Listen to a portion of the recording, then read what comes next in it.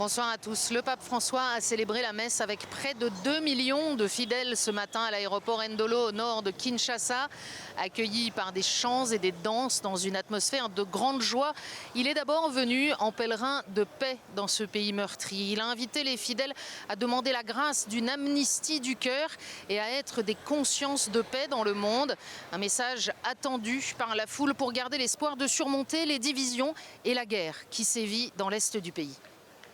Nous sommes vraiment fatigués et nous espérons que c'est l'avenir de notre pape. Il va vraiment s'impliquer. Faire entendre la voix des Congolais, la voix de ceux-là qui souffrent à l'Est, la voix de ceux-là qu'on viole à l'Est, la voix de ceux-là qu'on a pillé à l'Est.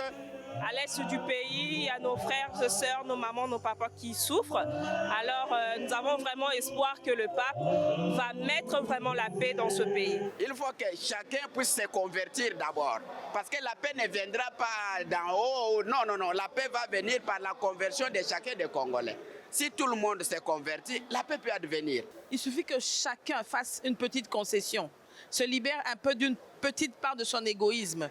Et ensemble, on va parler de nous. Et ce nous-là va nous changer.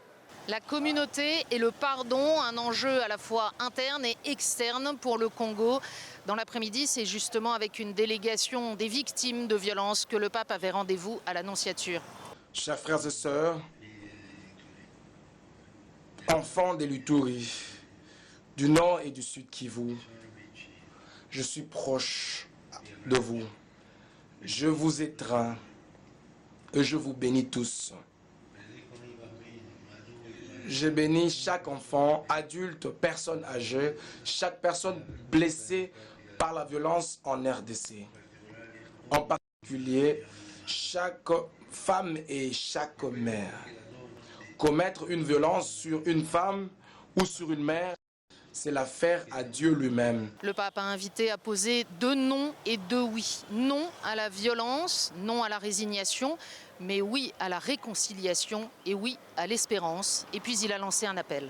J'adresse un vibrant appel à toutes les personnes, à toutes les entités internes et externes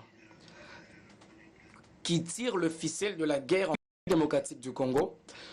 Entendez le cri de leur sang. Prêtez l'oreille à la voix de Dieu qui vous appelle à la conversion et à celle de votre conscience. Faites taire les armes, mettez fin à la guerre, cela suffit.